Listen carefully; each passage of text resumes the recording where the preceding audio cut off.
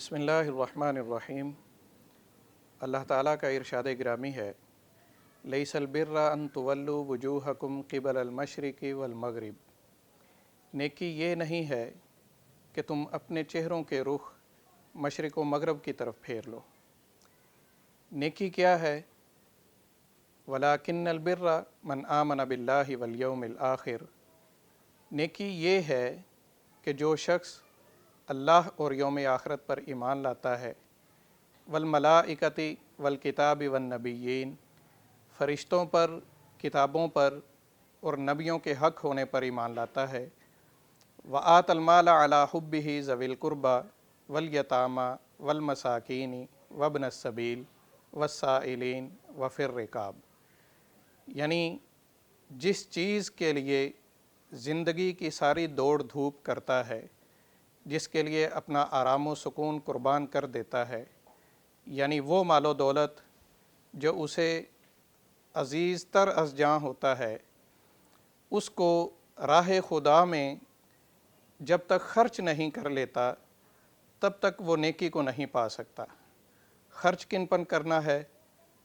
وَآتَ الْمَالَ عَلَىٰ حُبِّهِ ذَوِي الْقُرْبَىٰ، مال کی محبت رکھنے کے باوجود اس کو اللہ کی رضامندی تلاش کرنے کے لیے اپنے قریبی رشتہ داروں کو دیتا ہے، جو محتاج، مفلس، غریب، ضرورت مند اس کے اعزاء و اقرباء ہوتے ہیں، ان کو دیتا ہے۔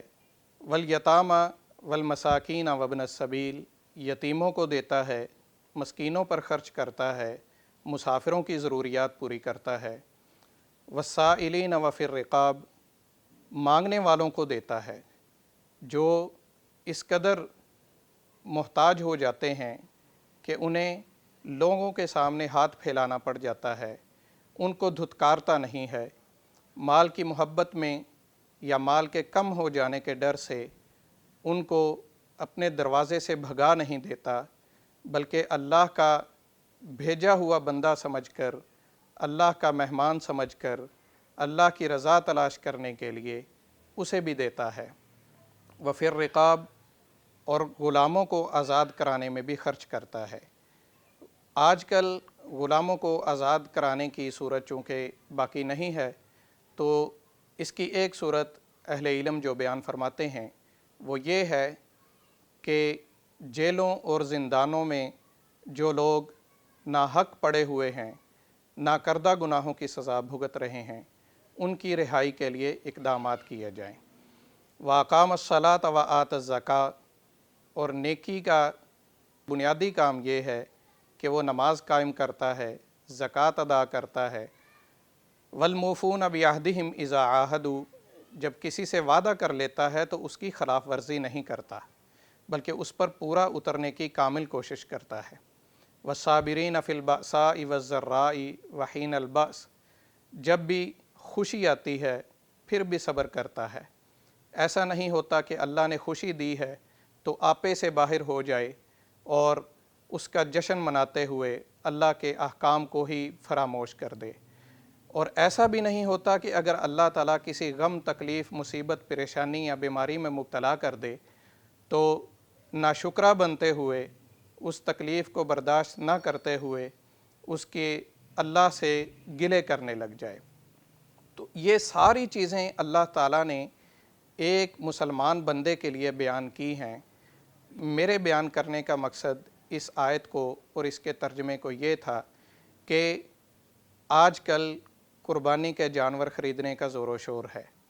ہمیں قربانی کا جانور بھی خریدنا چاہیے اور اسے قربان بھی کرنا چاہیے، یقیناً یہ بہت بڑی سنت ہے، لیکن اس سے پہلے اس بات پر ضرور غور کرنا چاہیے، یہ جو ایک عظیم نیک عمل کرنے جا رہا ہوں، اس سے پہلے میں نے اپنی ذات کو، اپنے کردار کو، اپنے اعمال کو اس معراج نصاب تک پہنچا دیا ہے کہ جہاں اللہ تعالیٰ مجھ سے یہ اتنی بڑی قربانی اور اتنا بڑا نیک عمل قبول فرما لے۔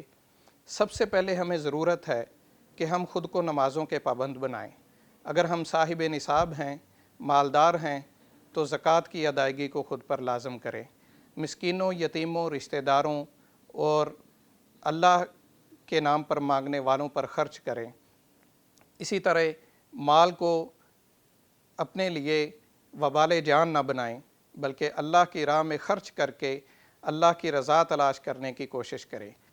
اگر ہم نیکی کے ان تمام کاموں پر عمل پیرا ہیں تو یقیناً یہ بڑی سعادت کی بات ہوگی کہ ہم اس معراج تک پہنچے ہوئے ہیں کہ ہماری قربانی یقیناً اللہ کے ہاں قبول ہوگی۔